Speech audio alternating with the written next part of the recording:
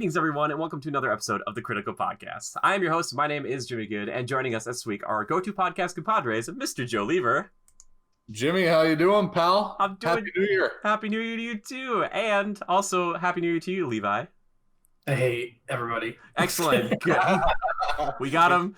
Levi fashion. New year, new me. Blah. I'll say 2020 is just the same as 2019, at least for this show. I'll still write the date wrong for another couple months. So Yeah. That's okay. Don't worry about it. Either way, thank you guys for being here. We're actually filming this on the first of the year, so these guys, it's their day off and they're still here hanging out with us, so I appreciate it, boys. But we're talking about the last film in the original trilogy of Star Wars, because we've been kind of going through them. We did, New Hope, Empire Strikes Back, took a break, did Rise of Skywalker, now we're coming back to Return of the Jedi, and yes, I'm just as impressed as you are, as that I remembered all of those titles as I said them non-sequentially. Because I was going through them, and there's so many Jedis and Skywalkers. I'm there are so many of those. It's confusing. Yeah. So this week, like I said, we're gonna focus just on that. I just finished watching Return of the Jedi because I tried to watch it a few weeks ago, but I kept getting error code 39 on Disney Plus, which is Really? It really saddens me. Sometimes, it's just a user thing, or it just won't let you log in. Yeah. I would love it if it was 66. I'd be like, yeah, I understand that. But we're going to go through it today, and we're just going to kind of go down the list, talk about everything. I'm going to jog these guys' memories, because I know, Joe, you said you watched it a little while ago, and we'll kind of go over... About a week ago. About a week ago, yeah, but stuff's happened About a week ago. So, I'm going to go over why I think this movie... I don't know, some people, I think, dislike this one a lot, and I think mainly it's because of the Ewoks, maybe. I don't know if that's the only reason why. Oh, yeah. Joe's like, oh, yeah, the we'll little teddy bears. We'll get into it. But I love... One of the reasons I absolutely adore this movie is because of my boy, Darth Vader. You get a little more emotion from the guy. I think a lot of people think he's just a killing machine, which I know he is. He totally is. But it's really nice to see him. He's got a soft spot for his boy. My boy's got a boy. And I think that's one of my favorite aspects about this film too. Levi, I want to start with you here today. I want to talk about Vader a little bit. Vader, how do you feel? Because you've seen this plenty of times, and then we're gonna get to Joe, who's you're seeing a side of Vader you've never seen before. So, Levi, before you get into it, I'm not gonna give Jimmy the opportunity at the end of this recording to go, all right, boys, that's a good first draft. Let's actually hit the record now. And we are recording, right? Now we are. Okay. No, you did. You did beat me to it. I see your on-air sign in the back there as usual, but I wasn't seeing the little yellow light thing in the top right that said live or whatever it is. That's changed. Yeah, a while ago that changed, because I used to be able to record it on here, and now I have to edit it myself live, because when I do this, I have to click, and it switches back to me, and then I click to you guys, and then it's on you right now. Well, I appreciate the efforts, Jimmy. Thank you. I appreciate the fact that Google Hangouts switched on me. Anyway, Levi. I had to check on that, because I started to go, no, you're good. This time it really wasn't a joke. Nope. Yeah, that's true. Hey, that's good. I appreciate that's quality assurance right there. We didn't have him last week to do that. Levi would have just done the whole thing with me, and I would have been like, all right, now we're recording. Right now, the audience is just getting the behind the scenes. This is every time we finish recording, Jimmy comes up with the joke. All right, that was a good practice run. Let's record now. I've tried. I won't do it this time, because we've already talked about it. Maybe ruined it. I've been throwing those, by the way, little bits at the very end of our podcast for anybody who actually stays through the entirety of them past the end cards. Ooh. I leave another 3 or 4 seconds on there. So it's usually Joe dropping something on the ground, or it happens. But yes, anyway. Comment below if you knew what we were talking about off the bat. Ryan did, for sure. Right. Levi, Vader, thoughts and feelings? I think out of all 3 of them, Vader has to be the best in this one. Go on. Most menacing, most passionate, just a more fleshed out character, I guess. You think super mysterious in the first 2 films? I feel like it really comes full circle in this one. Sure. Do you mean menacing when he's hunting Luke and he's trying to find him, or stuff like that? Yeah, big bad kind of culmination. And sure. Yeah. Okay. How about like when you finally see his face? I've never really cared for that. It Okay. looked weird. Like it should be. It looks so egg shaped, and like it shouldn't be like that. And then once you see the prequels, Joe, you'll see soon. Like it's just weird. Sure. He used to have eyebrows. Did you know that? Yeah. Oh, did he? They I CGI'd mean, off the eyebrows because they're like, if he burned to death, how does he still have eyebrows? yeah. They were very resilient hairs. They're very resilient hairs. Yeah. Speaking of Joe, with very resilient hair all over your face, just so resilient. How did you feel about Vader in this one? Because I know you have kind of had mixed thoughts up until this point. I call it steel wool, Jimmy. Um, His beard. He's referring to his beard. If you're not watching. yeah. How did I feel about Vader in this one as opposed to some of the others? Let me get this straight because I've seen these three. The New Hope. Next one was The Empire Strikes Back. Yeah. Very good. Empire Strikes Back. The Emperor hits back. Yeah, the imps strike back because they call them imps in Mandalorian, right? They Or do is call that 'em. throughout Star Wars? Is that a usual thing? It's become more prevalent now. Yeah. Nowadays, but back then, not really. This is like new age slang. It's cool. It is cool, yeah. Okay, so this one, and I'm just trying to refresh myself a little bit. It's been a week. Vader meets up with Luke at Endor, and he's like, "You're gonna join the Emperor, buddy." And Luke's like, "No, man, you're gonna turn back to the They're trying to take down that shield around the Death Star Yep. that they're reconstructing. Very Okay, good. yeah. Yep. Which, by the way, that was a new Death Star that they were building, right? Because the first one literally vaporized. Yeah, so they got a lot of money. They got tons of money in the Empire. And a lot of materials. I mean, so they many basically materials. just scrapped a whole planet made of metal and turned it into that. Yeah. Okay. So Vader in this one, yeah, I do like him a lot because you get more moments with him purely. I think that's kind of refreshing and nice to kind of just have him more prevalent throughout the movie and the scenes.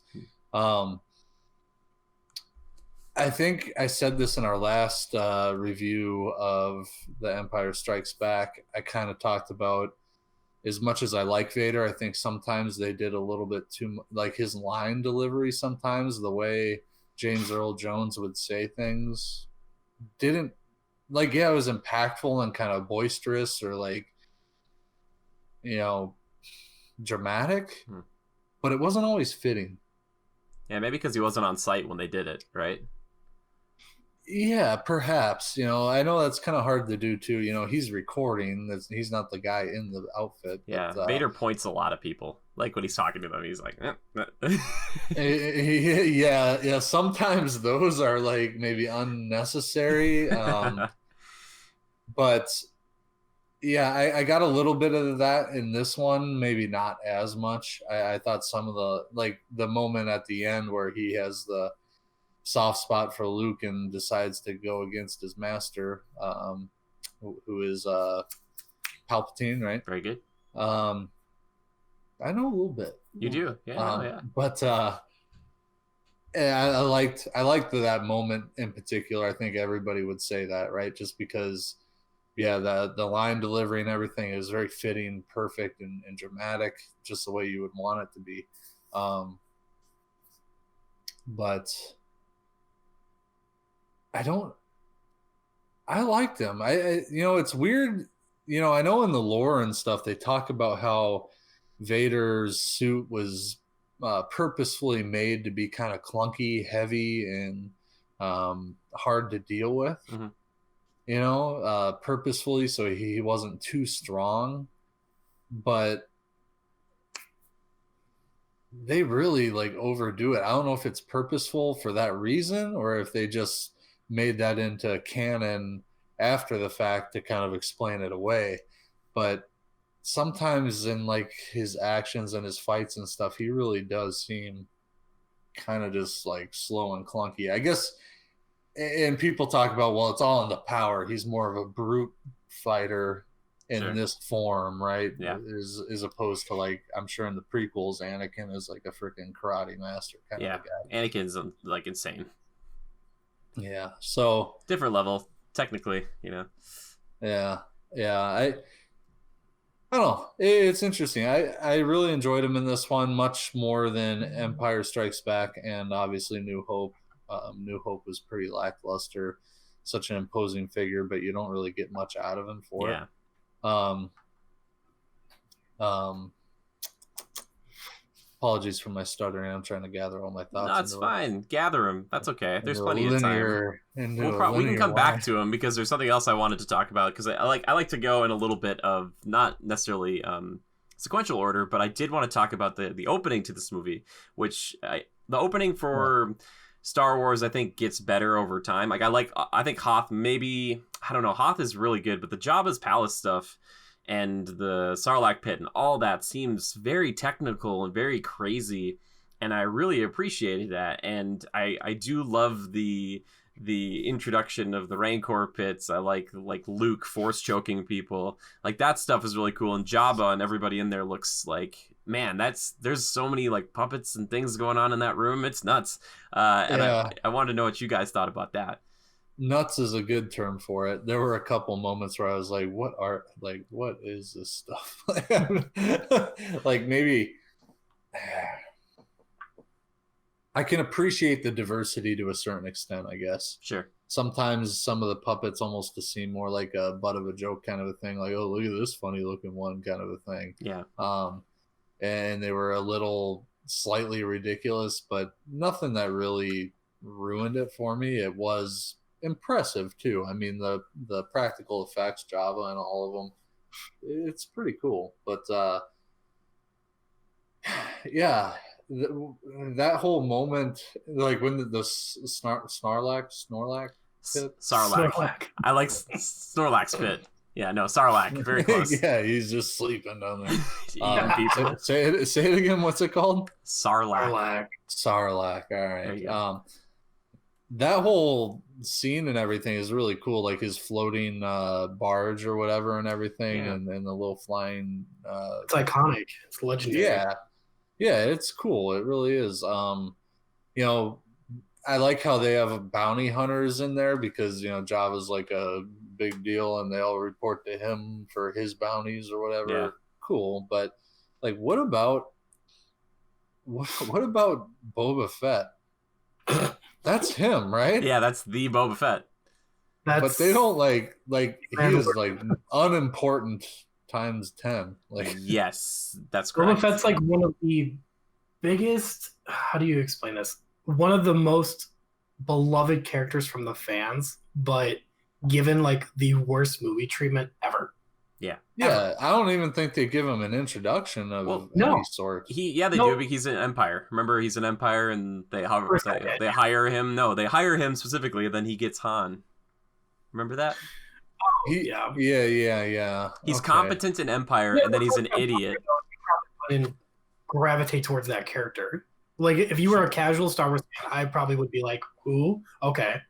But then after watching The Mandalorian, I'd be like, oh, okay. So, Joe, you should have had an okay moment. But well, in Empire Strikes Back, I honestly don't really remember him that well. I don't know if it sounds like from what you're saying, Jimmy, he was given his due justice as a character, but I don't quite remember him well. You get a little bit of origin with him in one of the prequels coming up, so you'll enjoy that. Yeah. So he's an older character, obviously this being later. In the prequels, I know he has a prevalent moment where he's fighting one of the Jedi on some we won't even tell him what it is, but you're close. Yeah. You'll see it soon, my friend, and it's awesome. Yeah. So with that, I assume you get a little bit more of a tie to him and a little bit reason why people are more attached to him, right? Mm-hmm. Okay, that explains that. That's fine, but he doesn't die in the Sarlacc pit. Or does he? He in the extended universe stuff, he got out of it like twice. He's been in there twice now, but like he's gotten out of it, and there's a chance that he could be out of it again. Boba has spurs, kind of like a cowboy western. So when he walks walks with like cowboy boot spurs, right? In an episode of The Mandalorian at the very end, apparently that's Boba approaching the villain because you hear the spurs clanking. And I think that's like episode 6, by the way, for people, or 5 or something. So don't worry, it's not like the very, very end, but yeah. So there's thoughts that he actually might still be alive. He very well could be. Yeah, exactly. But he does die very unceremoniously. Well, like Levi, you said though, this is like a legendary sequence, though. I don't. I mean that not that sequence. I think that's the dumbest. I mean the ever. barge stuff. Yeah, the barge is awesome in itself. Like Luke's just badassery comes in a full circle He here. kills but so many people. so many people, and I feel like that's probably fitting for like Luke's character. Most Jedi's probably wouldn't try to kill as many people, but he had no problem. Yeah. Yeah. He's really cocky. He's super cocky, right? Yeah. I think because Boba was supposed to be a main villain, and they ended up just writing him out pretty much really quickly and making the shift to Darth Vader. But the way they wrote him out was just so, unceremoniously. Sure. You'd rather have him die in a better way. Well, I thought, why would you even have him as the main character or the main villain for the last film? Like, obviously it should be Darth Vader. Well, sure. Well, is he going to be the main villain for this one? Yeah, he was going to be one of the main villains for Return of the Jedi, and it's like such a weird. I know that they had so many drafts and scripts and shit that they were ideas they were going to go with, but yeah. Did we like the whole breakout of Han though? Do we like Han coming back, or do we want him dead? Gold bikini, right? That makes its appearance here. Right? Well, gosh, yeah, that's true too. Yeah, which apparently she had to lose a lot of weight for, which is Yep. Hollywood. Yeah, that was their big sex symbol moment, wasn't it? Yes. Yep. And then she got to freaking strangle Jabba, which is still a pretty terrifying sequence. Yeah. How'd she do that? Nobody knows. The chain, man. She's that chain. I mean, you can't even get to his esophagus without first getting through like a foot of fat. Yeah. Or whatever he's made of. How did they? I just want to know how they rolled him onto that barge. Like, I think about that. I'm like, how did they get him on there? They're like, all right, he's probably got some, Palisade thing that people like picking him up. Yeah, they're like, like one of those hover planks like they use for the frozen people. Sure. Yeah, exactly. Yeah, they just put him on a carbonite slab. They're like, come on, Joe. Let's go. Yeah. We can't support him. We need another slab. Yeah. I like, though, that, like, this movie, like Empire, moves around a lot. Like, you start with that, but then it's like, you got the main crew. They split up for a little bit. Luke goes back to Dagobah, and then they, like, get up with the fleet, and then they have to go to Endor and all that stuff. Do you guys like how they wrapped up the Yoda stuff and the whole, like, from a certain point of view, where basically Obi's like, yeah, I mean, from a certain point of view, your dad died when Vader kind of killed him, but he's still alive. Like, Luke's like, why didn't you just tell me? Yeah, dude? Like, why didn't they tell him? I don't know. I mean, obviously in Empire Strikes Back, I mean, the kid's pretty rash and he's a little, what's the word? I mean, he's naive, kind of stupid, all of the above. And to a certain extent, he still is here. I mean, I like that he kind of has his wits about him, and he's, what's the word? He's cocky, and it seems like he's got his shit together, right? Yeah. He's competent. Yeah. And he's confident. At the same time, though, it's like, things didn't necessarily go his way out of the gate. I mean, he almost died in that pit that Java drops him in, and he's like, "Oh shit, how do I get out?" Like, I don't know. It's interesting. I don't know that I quite have an attachment to him in any way whatsoever. Yeah, I get that. I think it's because you're supposed to be him, right? Yeah, and the way he acts with Vader. And kind of getting back to that a little bit and a little bit more on how I felt about Vader, I think their interactions, I struggle to see if I'm really going to get picky about it. I didn't hate it by any means, but if I'm really going to get picky, I struggle to see how Vader forms that connection to him to want to save him, kind of a thing. No, and then he, strikes down Palpatine. Well, it probably kind of started in Empire, right? Where he was like, join me, and he's like, we're going to kill the Emperor, like you and me, buddy. Yeah. Sure. Perhaps a little bit. I just feel like maybe in today's realm of film, that emotional character development between the two of them, or that relationship, would have been accentuated more dramatically. Sure. if that makes sense, to kind of really play out that humanity factor in both of them, more so Vader on why he does what he does. I feel like here is very rudimentary. Yeah. Okay. Fair enough. Only if I'm going to get really critical. I mean, I like understand what they did That's to good. get to the point, but if you really want to get critical about it, I think in today's day and age, a film like this, they would really add some gravitas and dramatize, right? Is that the word? Dramatize? Sure. Dramatize their interactions so much so that, you can really see that, that tie and how Vader starts to kind of sway. Sure. Levi, did you have anything you wanted to add to that? Sorry, what was that? Vader, Luke. No, Vader, Luke, their relationship, how it kind of plays out. Did you enjoy their interactions, or do you think it should have been maybe more like how Vader gets to the point of saving Luke from Palpatine? How that develops, it seemed very rudimentary to me. Yeah, I mean, but back then though, it was pretty groundbreaking storytelling, I think. Sure. Yeah. Yeah. Exactly. I guess it's a day. The way things have transitioned to today's way of storytelling or showing things of that nature. But the other thing is too, Vader, to show emotion out of Vader, how do you do that? Well, I mean, not by facial expressions or anything. You get a little bit of body movement, or the way he kind of looks over at Palpatine back and forth a little bit. Yeah. It's a little bit of that, but there's never those moments of, him and Luke interacting where you can actually tell, where you can really formally tell how he's feeling per se. Oh, really?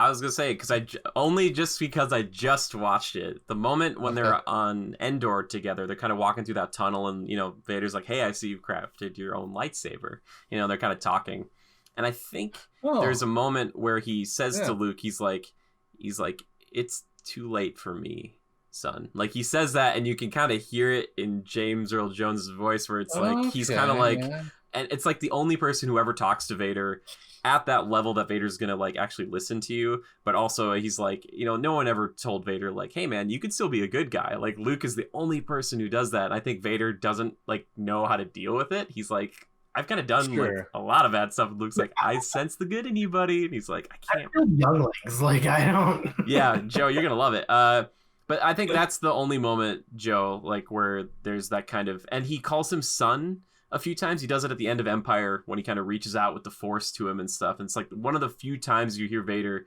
for the first time not just like yelling at some sort of imp officer, where he's just like, "You better get this right or I'm gonna kill you." Like, it's like, whoa. And there's even in the beginning of this one, Vader's like, "Yeah, the Emperor's coming here."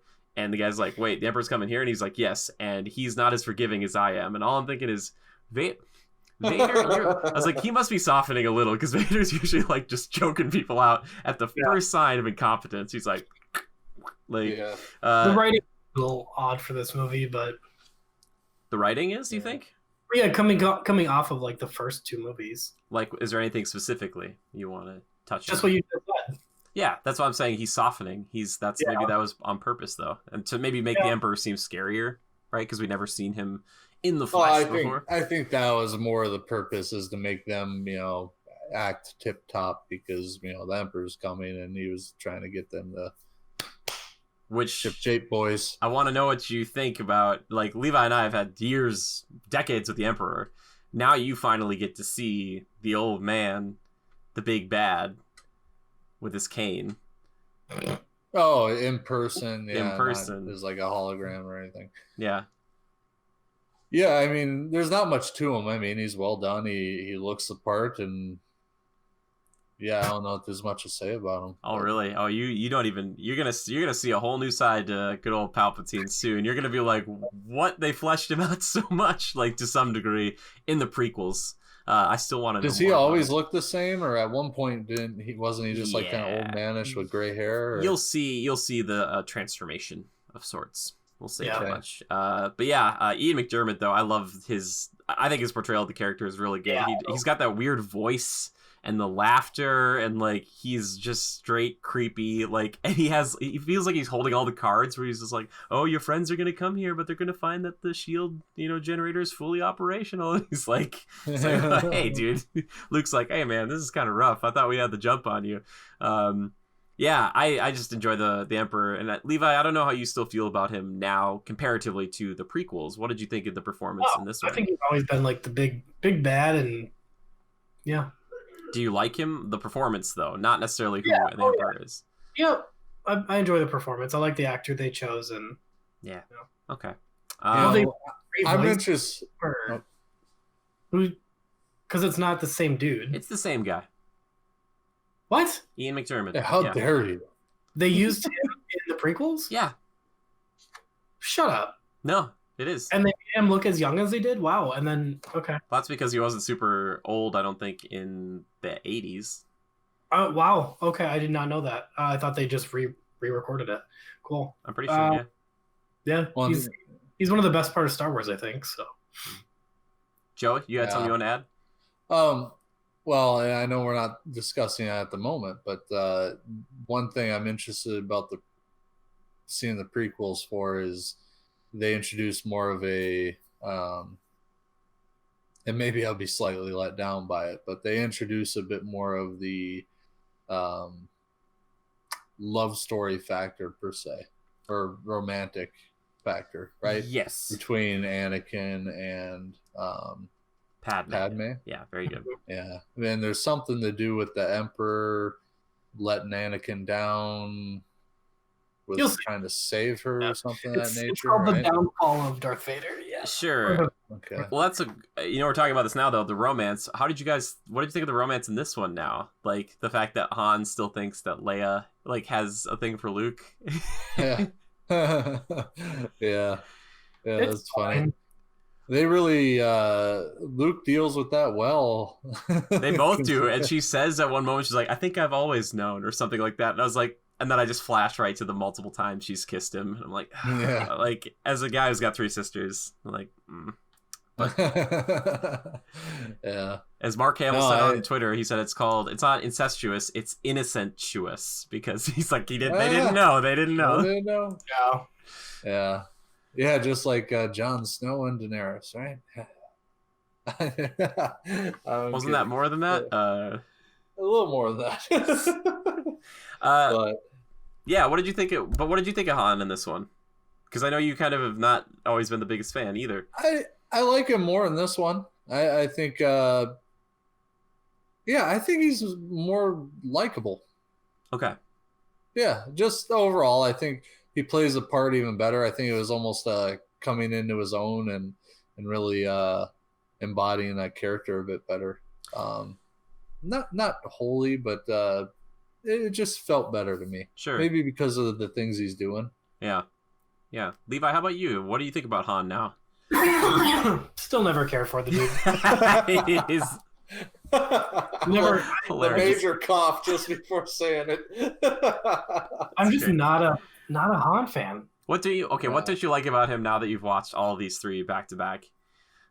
What don't I like about him? Yeah. I just don't like his character. You just don't. Honestly.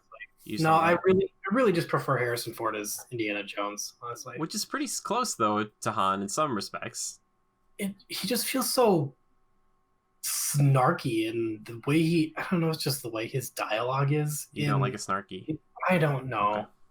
Fair enough. Which I was thinking about this because this came out in '83, which is right around the same time. So loud, like he always is, like always screaming when he talks, and like it drives me nuts. Sure, that's true. I think this came out. That's the Wookiee, man. That's the. Yeah. You don't hear much of that in this one. I think Raiders of the Lost Ark came out around this time too, so that was interesting to me. I was thinking about that. At that time, as an audience member, you're kind of like, "What the?" You're like, Harrison Ford. Indiana Jones? Yeah, what's he doing here? Yeah, one thing I will say about him in this one, and I remembered this, but when Luke leaves Leia in Endor after the Ewoks and all that stuff, and Han kind of is like, you know what, fine, if you like Luke, then whatever, and he kind of like walks away. Or he's like, you're not going to talk to me, but then he turns around and he's like, hey, I'm sorry about that. I always love in a movie when they kind of they act, I don't know if it's either more human or less human for them, a person to do this, but they get in a fight, and instead of him just storming off and then like, 20 minutes later, coming back in a different scene and apologizing, I like that he just turns around right there. I think it showed a lot of growth for him, because like usually in the past you'd be like, you know what, fine, princess, you freaking, you're not gonna talk to me, I'm out, like whatever, I'm leaving, like, but he didn't, and I was like, well, he's yelling, by the way. He didn't yell, he was quiet. He was like, princess. He was like, quiet. Oh, well, I mean, in the old ones, but now in this one, he was quiet, more quiet. He was, I don't know, it's Han Solo. He yells at things. He's got a Wookiee partner. He has to yell over him, Chewie. Which I did want to mention this too, because talking about Chewie just for a second, there's a few different creatures in this movie that I really wanted you guys' opinions on, especially Joe. I want to know the Rancor, big creepy thing under Jabba's palace. What did you think of the design? It was very, it was practical. I think for the time they did a great job. Yeah, I don't know. What could I say bad about it, I guess? I thought you would like it a lot. I thought you were going to be like, oh, that thing's sick. You got that under your, like, you just hit a button and somebody gets eaten? Oh, yeah, I guess. It was. I thought for sure that Luke was dead, but somehow, some way. That Rancor tamer seems so sad. I remember being sad as a kid when I'd see that guy. There's like that guy who runs in and he like turns around and he starts like crying, and that other guy like starts holding him. I'm like, oh my gosh, like I can't, like that. And the moment where there's the two Ewoks and there's an explosion and one of them's like trying to wake the other one up and it doesn't wake up. There's like a few moments where you're like, oh my gosh, no, the teddy bear. The Rancor. There's this game for PlayStation, I believe it was, and it's like a Star Wars. God, it's like almost like a battle royale, but like with ships. Do you know what game I'm talking about? And it's just crazy. Like there's a Rancor like on top of a ship running around. Like it's just nuts. Whoa, but that sounds cool. Yeah. I remember like an old Battlefront game where it was kind of like, it was almost like a ground war, I guess you would call it. Okay. There's been so much Star Wars. Yeah, I don't know. It was a long time ago that I played it, so I shouldn't even bring it up. That's okay. But how about the Ewoks? How are we feeling about them? The Ewoks are the little teddy bears? Yes. Yeah. At first I was like, okay. And then all of a sudden it just started to get really freaking weird, and I was like, ugh. How so? Like, of all the creations and creative things to come up with, those were your first thought. Yeah. I don't know. And I like how they were kind of comic relief to a certain extent, sure, too. But then it got serious. Some of those, like during that fight, it's like it takes a turn. Like it's not fun anymore. Like some of them start dying. It's like, oh yeah, gosh. yeah. Well, and they're brutally killing people as well. They are. These stormtroopers. God, there's got to be shards of white plastic all across the galaxy from those things. Oh, for sure. Yes. All I can say is I would practice shooting my freaking blaster every second of every day, because I'm going to be that stormtrooper that hits my target every freaking time. Yeah, it's crying true. out loud. That's true. Because I don't think there's been one stormtrooper that's hit his mark once in any of these movies. I think, though, Leia did get shot in the arm this time, but it didn't kill her. It just made her bleed somehow, which I don't understand. That stormtrooper was slightly better than the rest, but still sucked. Exactly. Yes, very much so. Very much so. I'm not making fun of it. I get it. I mean, you don't want them to shoot your protagonist every time, right? Let's see. Yeah, I don't know. The teddy bears just kind of, I just don't know how much they really did it for me. At first it was kind of okay, but they do some things that it's like, I mean, how fast can those things really move? Not very. They're kind of puppets, so they're kind of like really, there's, and I also wonder, like, did they use a lot of little people? They did. Yep. Yes, they did. And I think Warwick Davis, who's very, very prominent as somebody who does all these, he was actually like 11, and he is the first one you really see who interacts with Leia. And what happened was the person who was going to do it, and who was another actor, a smaller actor, was sick that day, and so he got to do it. So an 11-year-old got to get in this like teddy bear costume and act. And that's he was 11 years old. 11, but he's still also now he's I don't know if what's the the politically correct term to call him. He's a shorter actor. He's a very short actor. Little people. Yeah. I don't know if they prefer dwarf. Do they prefer? I'm sure there's a technical way. I don't know. Sorry if we offend anybody. Yeah, it's not our intent. But yeah, so they're all pretty much actors for the most part in those costumes. That's pretty crazy. Yeah, that is crazy. I mean, the same thing with a lot of the what are the scavenger ones with the red eyes? Oh, the Jawas. Yep, same situation. Yeah, same deal. Yep. Yeah. Wow. Levi, Endor. How do you feel about Endor now that we're talking about Ewoks and stuff? Pretty basic. You got your pretty basic. No, I'm serious. You got your pretty basic forest scenario. You know. Do you like it though, or are you kind of like they didn't really do a forest besides like Dagobah before, like just a straightforward, not going to kill you at every turn forest?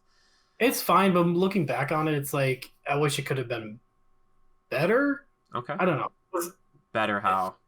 Well, just different for Star Wars because it's like they were already pushing boundaries with different planets. Like maybe just ramp it up and make it a really crazy place. I don't know. I don't know. Yeah, maybe it's because like you and I had the prequels and they use a lot of green screens there where they could take a lot of liberties. Because I think when you look back on original Star Wars, almost all those places are like real places, you know, besides the Death Star or, you know, Star Destroyer or something. But they're like actual places that they shot on location, which is crazy to think about that they went to like, you know, an African desert and they also went to like Norway for Hoth and stuff. It's like, wow, nowadays that would probably not, they would be like, yeah, we're not going to do that. Like we could just do it in this soundstage over this here. Computer can take us there. Exactly. Yeah. Except for Leonardo DiCaprio and The Remnant. Just get out there, Leo.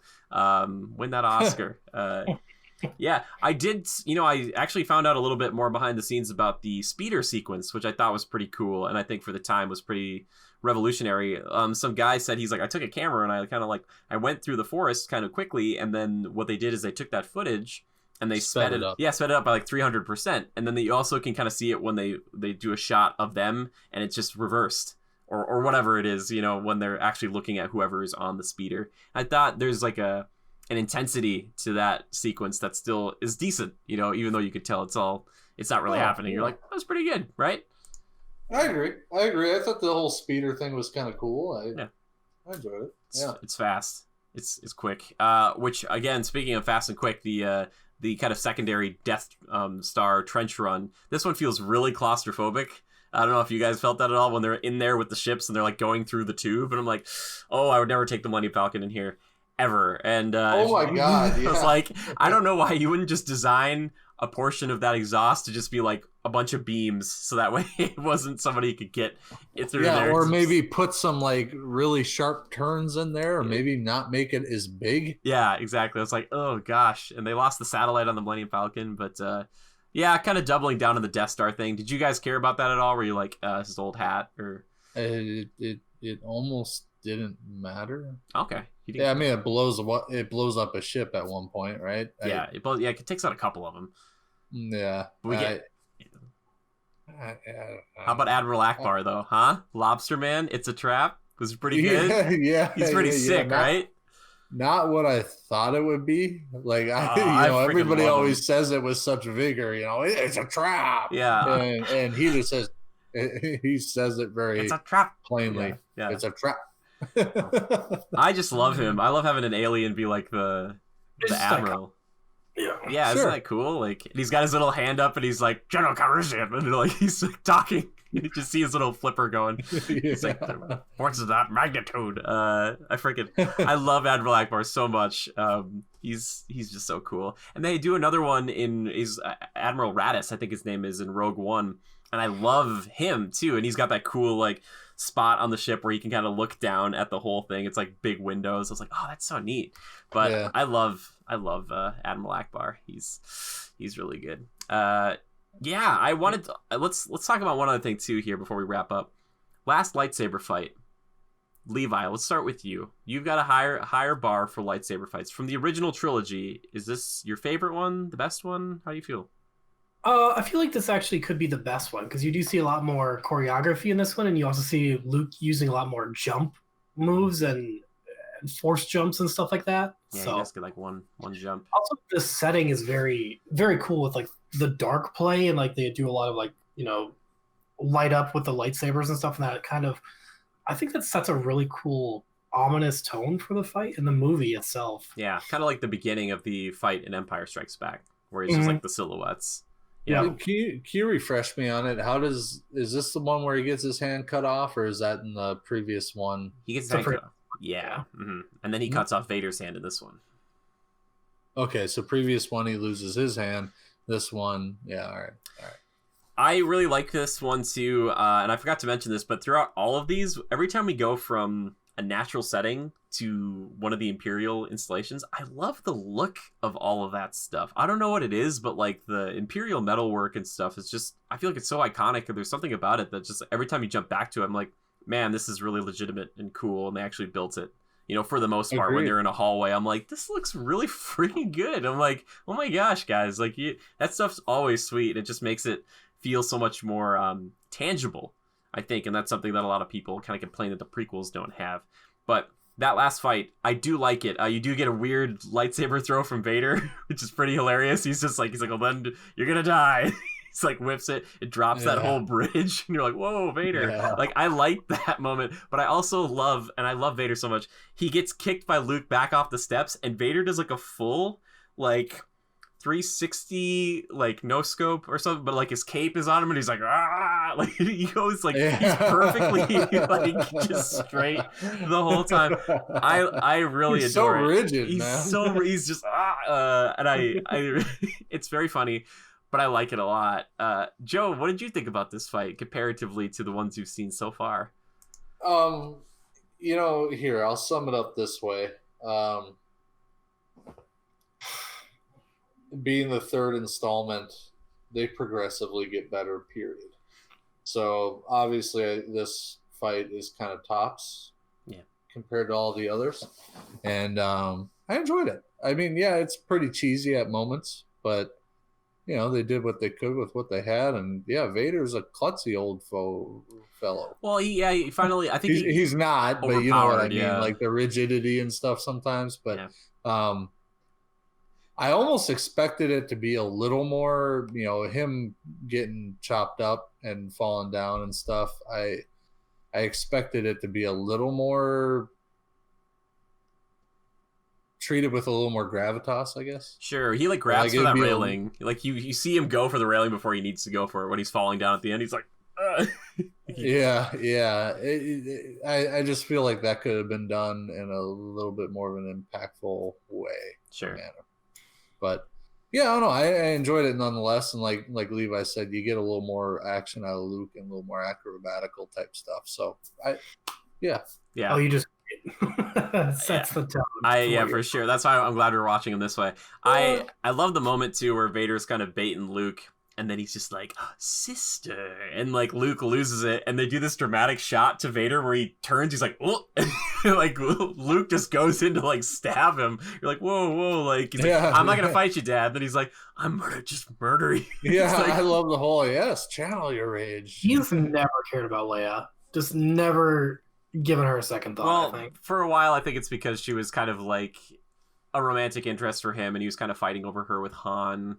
And they've had a connection, and that got established more so at the end of Empire, you know, where he starts calling out to her and Bespin. He's like, hey, Leia, like, I lost an arm and I'm hanging on this, like, piece of metal. Like, come save me.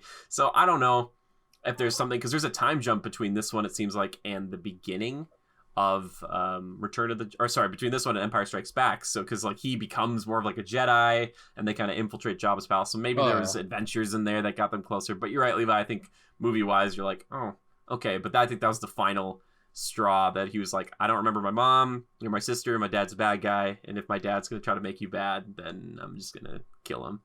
But I do like that he almost cuts down the Emperor at one point, and he almost kills Vader at one point, too. He just kind of gives in to hatred when it works for him.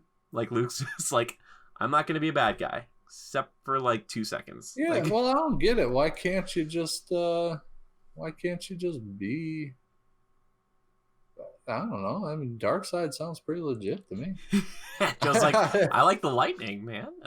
Did you like that effect? I like how they kind of had to make Ian McDiarmid do like faces because they're like, you know, nothing was happening so much on set. Yeah. The whole lightning thing, is that like his only ability?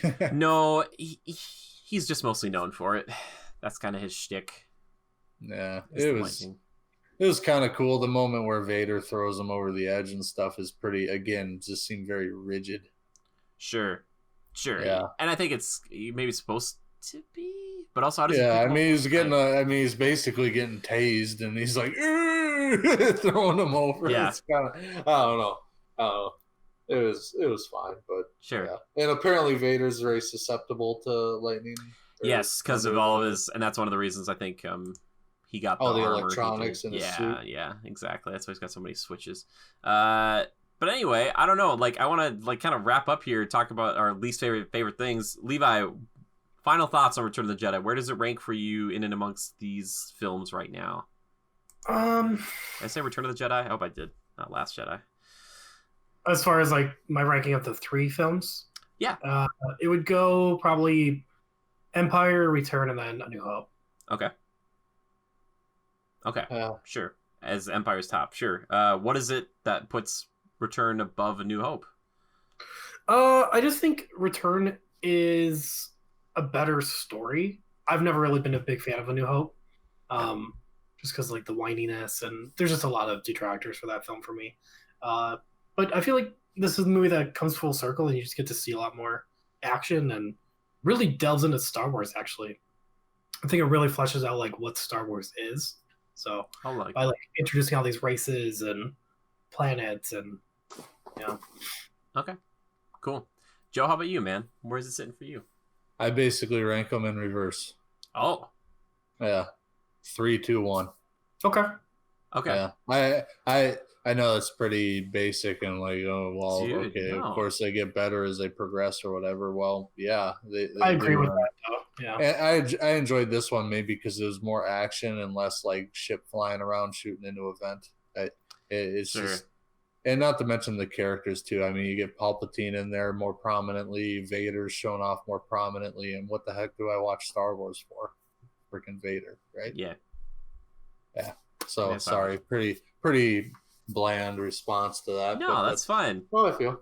Yeah, I might be.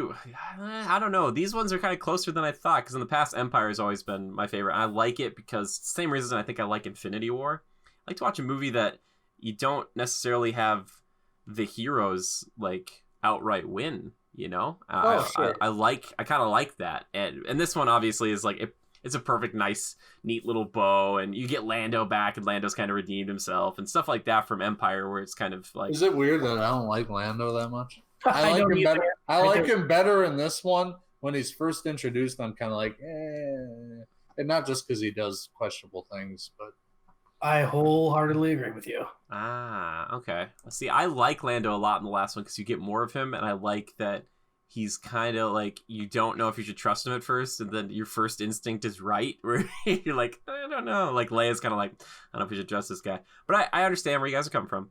But well, sure. But I liked him more in this one for sure. But that first one, he just I don't know, like doesn't do it for you. That's okay. That's all right. I don't have a. That's fine. I just like. Lando's an interesting character. I wish kind of we would have gotten him at the very beginning of all of this to see where he would have been in the group because he's just kind of like on the, the periphery.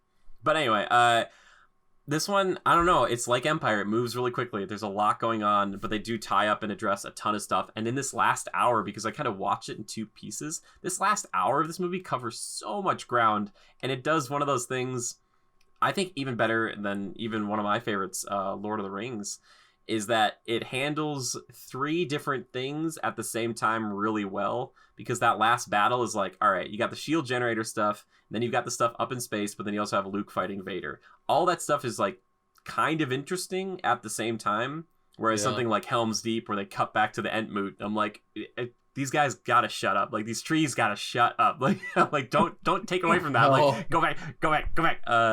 But I really, there's just plenty of Vader in this one, so obviously it's something that I'm drawn to. I just want more of him, and I like that you get to get some more emotion from him, and I like seeing his face, and I like where he's just like, yeah, you were right about me. What do you think of Luke's lightsaber being green? Yeah, switches from blue, right? The one that Obi-Wan gave him. Yeah, he lost it. Remember, because when he lost his hand, so he made one. and it happened to be green. And they talk about green being more for the action-y type people, the defenders, and then the blue being like the more learned and peaceful type. I think blue is more defender, green is more force, like stronger in the force. Yeah, maybe I had it reversed. I'm sorry. That's okay. Don't worry about it. It's all right. Joe walked away. Joe's like, I am done. I'm gonna make my own lightsaber, goddamn. That'd be amazing if Joe would make a red one. No, he'd make a black one. I'd piss my pants when he just comes back out with a lightsaber. That would be amazing. No. Slashes the camera. Did you like the green lightsaber? Is that a yes, the green? Or Well, I guess I didn't realize that was for me. I have no preference. If I'm gonna, You will. You if will. I'm gonna have a lightsaber, I'm gonna have a black or a ghost lightsaber. How big of a fan are you of A Liam Neeson? ghost lightsaber would be epic. I mean, think about it. They wouldn't even see the swing coming. You wouldn't either. Like, you're like, I'll totally block this, I think.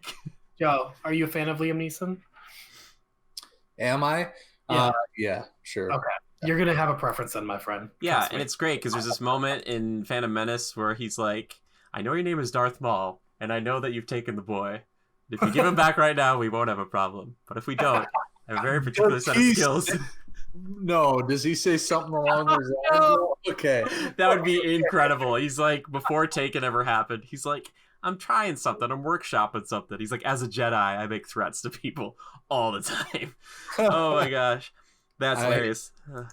Yeah, the lightsabers that I prefer, I guess, are more canon type stuff. But, you know, obviously red's the coolest. But. Red Red's is cool. the best. You mean extended universe? Well, I guess black's canon. So all of it's canon. Yeah. You know. Yeah, canon. I mean, they talk about the ghost lightsaber, and there was one. I guess there was a black one that was trying to think. We might have talked about it before, so I'll stop now. But What's the name of that? Freaking my stepson Cameron mentioned it. What's the name of the actual saber that they use for the Mandalorian? Because I called it a vibroblade, but he's like, that's not what it's called. It's called a. What? oh yeah, what was the one that he had at the end? Spoilers. Sorry. Spoilers, everybody, for Mandalorian's end of the season here. It's technically called the Dark Saber.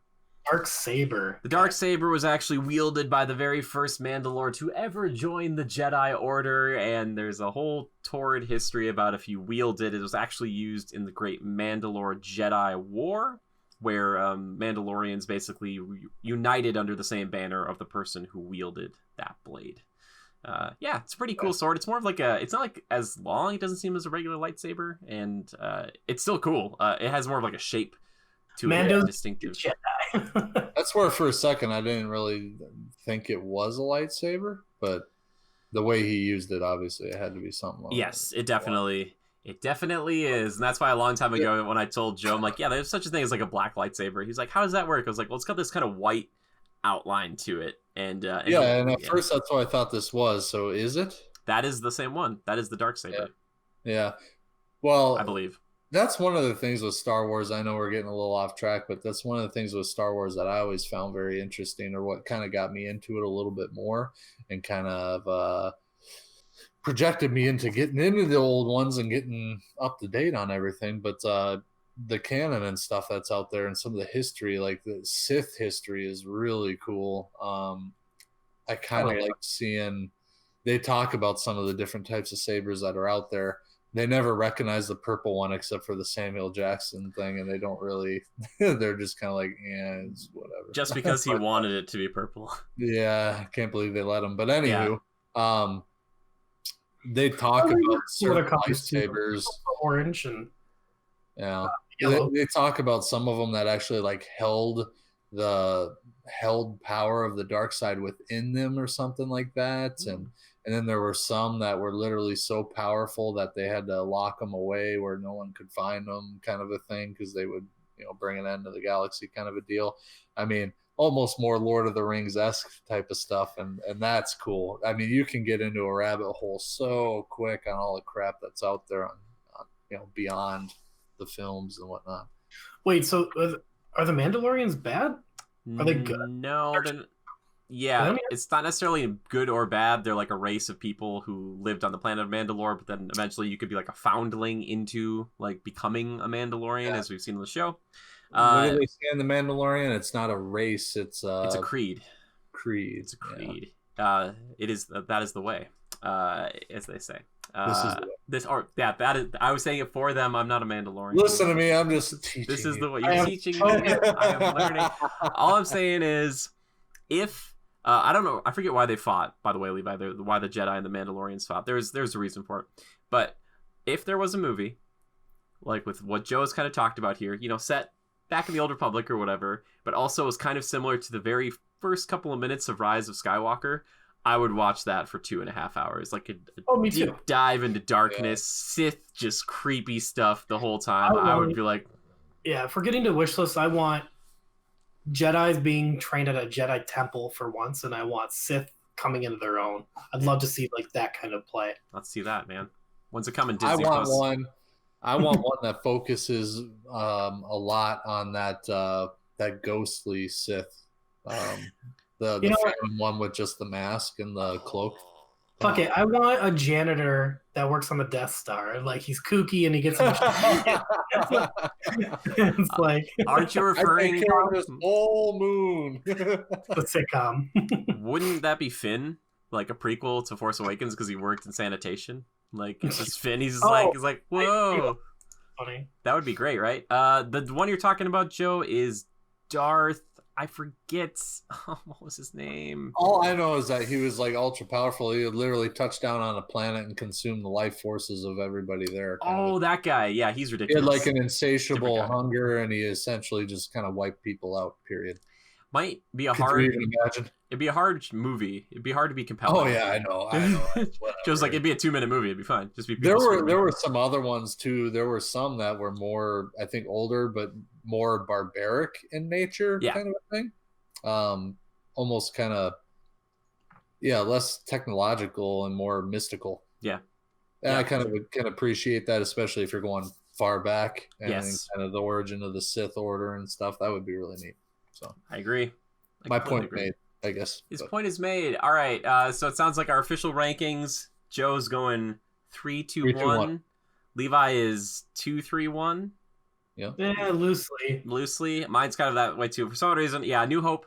I think A New Hope is revolutionary, and I think it's like has been copied and worked to get around again and again. But like upon comparison, it's hard to think of it by itself anymore. Where I'm just like, it's very straightforward hero's journey. Every time I Star Wars rewatch, I always skip it. You skip A New Hope. Okay. Yeah. We all know what happens. They blow it up. He's like, there's Jawas. Levi's like, that's why I skip Return of the Jedi too. They're just blowing up those Death Stars. That's the funny thing now, Joe. When you go, if you watch like Force Awakens again, and they do Starkiller Base, and there's even a moment where Han's like they're showing like Starkiller Base compared to the Death Star, and the Death Star is really tiny compared to it, and he's like, well, we'll just blow it up like we always do. And I think a lot of the fans were like, yeah, why are we doing like how many of these super stations can these guys make? It's like, how many resources in the freaking base? God dang it. I would just love it if they're like, they just get the new engineer and he's going over it, and they're like, and he's like, I know you guys said you didn't want any exhaust ports, and I've gotten it down. I got it down to just one, and this should be good. No one's gonna know. It's on a planet. No one's gonna find it. Like, it's like every time there's always just one exhaust. Yeah. You guys ever see the SNL skit with Kylo Ren and Undercover Boss? Undercover Boss. It's very good. Yeah. I love that. That is. I don't know. That was the troopers are just giving him a hard time, and he's just sitting there, just like. I know some people dislike Kylo Ren, but I really like Kylo Ren. I like him a lot, and I also like the actor. Adam Driver. Driver. Really good on Girls. The show. On Girls. Yeah. Yes, the show Girls. Joe, you'll like Rise of Skywalker then. So good. Well, we'll probably talk about that one day after Joe sees it, because if we keep going at this trend, maybe we'll get him to watch all of these Star Wars. But I'm really excited if you do watch the prequels, Joe, and I don't know if you're interested in doing kind of what we're doing here. Kind of like one. Oh, I will, and but I don't think you guys should hold up talking about Rise of Skywalker by any means. Oh, we did last week, so it's fine. Yeah. Okay, yeah. Episode's already out, baby. Well, the prequels, I'm so excited for you to see them and talk to you about them. The prequels, yes, I am excited too, and I'm interested. Like, you know, if you're kind of listening to this and kind of watching along with us, I really want to know what you guys think, not only about the original trilogy, but now we're going into the prequels, which is such a weird jump because we go from 1983 to 1999. And kind of a bigger emphasis on CG and not necessarily practical sets, but a way bigger emphasis on the Jedi fighting Sith all the time. Like, there's a lot of lots of lightsabers clashing, which I'm all about. I'm like, because in 1, 2, and 3, yeah, the Jedi are not non-existent, but they're full force. Yeah, they're the pinnacle of everybody knows them. Yeah. No, well, I mean at New Hope and through Rise of, or well, the Jedi are gone, and through Return of the Jedi. Technically, there aren't any. Luke is like the last of them, kind of a thing. Yeah, and for some odd reason, in the 18-year difference between Revenge of the Sith and New Hope, everyone's forgotten about the Jedi. Like, they just forgot that they were like this gigantic intergalactic force that was like the most powerful and people were afraid of, and it's like, what hokey space magic are you talking about? Like, they're like, shut up, Darth Vader, you and your space magic. As he's choking someone out in front of you. Yeah, I love that. I love those Imperial officers, man. They think they're just such hot stuff. And you know what I like? I think that main guy, Imperial officer from the last one, or whomever, Admiral, he gets like promoted in the last one because that guy dies, and he's still alive in this one. And he does a pretty good job until he dies, I think. Yeah. I was like, good for you, buddy. Like, good on you. And they're like, hey, man, shouldn't we engage the fleet? And he's like, I have direct orders from the Emperor. We're just supposed to keep him here. We're not supposed to engage him because we're gonna show Luke that this thing's working. I was like, oh, this good for that guy. I bet he was like, all right, I've lived longest in this job before anybody else. Everybody else is dead. It's a pile of corpses. Just thinking that Admiral number 1. Yeah, I just think like, what's the per diem for Vader on that? Like, Emperor's like, he's like, I've noticed you've killed another 5 ranking officers, and Vader's like, I don't know what to tell you. I got frustrated. I just was like, what? Yeah. I was pointing at him and I accidentally snapped his neck. The life insurance policies for the Empire. He's like, we're not giving those out anymore. We're not giving them out. But yes, I'm interested to know, people who are watching along with us, let us know what you guys think of us doing the show also like this, where we kind of talk about one thing per episode as we kind of go through Star Wars here. And yeah, I want to know. It sounds like at least one person, Ryan, has told us that he's really enjoyed it. So we got Ryan. So there we go. We have a lot of other faithful people who've been listening all year round in the last couple of years. So thank you guys so much for that. Always appreciate it. Always appreciate it. So the community feedback and question, we're going to give the questions out this week. Thank you very much. Guys, what's a good question? Because I have one that we could do, but because we're talking about Sith, do you want to do like favorite Sith that might be extended universe? Like, people have to research and stuff? Maybe go look up. There's actually a couple good videos on that. Favorite lightsaber color has got to be a question. Favorite lightsaber color? Oh, that's a good one too. Yeah. Either Canon of those counts, right? Canon counts. Well, extended universe stuff. Sure, whatever. Yeah. I don't know. Yeah, we'll say that counts. Which I will recommend checking out Star Wars Theory. I think he's like one of the biggest Star Wars YouTubers out there, but he's very good. I'd really recommend checking him out. He covers that stuff. He does like one new video every day, and I don't know how that works. Like, I think about it, I'm like, how does he do it? Like, how many topics do you have to have on a whiteboard? Because that's how I do it. I'd be like, I've run out. But yeah, check those out. So either favorite Sith or favorite lightsaber color. Hashtag Kyber Crystal will be, that's Kyber with a Kyber, I think. I hope so. Otherwise, I'm going to show. If not, who cares? That's what it is. That's what it is now, baby. If you guys ever want to send in a question for us while we're talking about this, or maybe even suggest like a movie franchise or series to go over one movie at a time in the future, please let us know. Use the hashtag Critical Podcast on Twitter. You can find us at Go Critical, or me personally, I'm Jimmy Good 013, or you can tweet at Joe at Lever_627. Lever just like Beaver, only with an L. Music to everybody's ears, right? Exactly. I had to say it last week. It felt weird. Levi, how about you? Don't tweet me. Okay, Levi. I'm at Levi Fletcher. He's at Don't Tweet Me. No, he's at Levi Fletcher. Don't tweet me. They're just screaming in the background. This is good. I spelled it out for those who could make it out. You did, yeah. It should be on the screen. People will find it. I just want people to tweet us. I just love talking on Twitter, like, and not like screaming at each other or being really angry. It's really nice when there's like funny gifs and things or people being kind to each other. It seems to be rare. It's just too bad. But anyway, on a more positive note, if you want to support us, we have a Patreon, we have a Spreadshirt, we have all that jazz as well. But thank you all for joining us throughout all of 2019 and the years prior to that we've been doing this. I really appreciate you guys. We've got some big changes coming to the channel, and I'm excited to have you along for the ride. I don't know why I just broke out a song there. That's what we're doing. We're a singing channel. We just sing all of our theories and all of our feelings. No, I'm kidding, boys. They're both just like, it's the last podcast they were both on. But we loved having them there. Yeah. New year, new CR. Exactly. Baby. Oh my gosh. Yeah.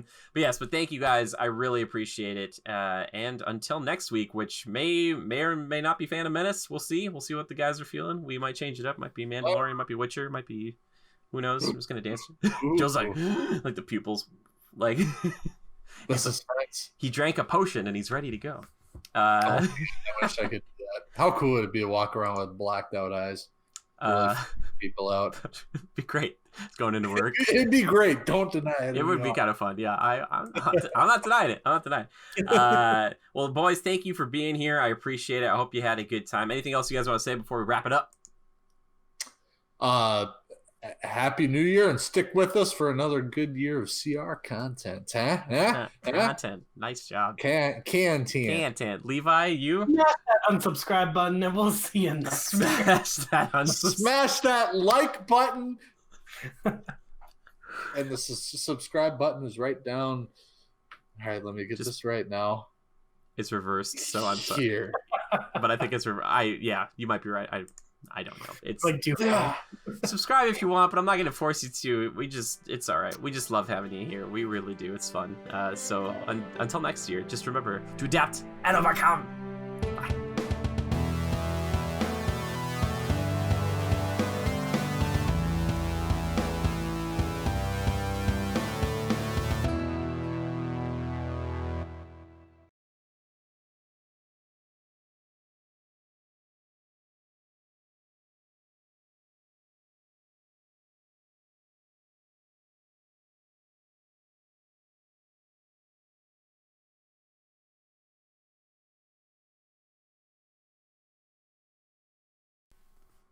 We did it.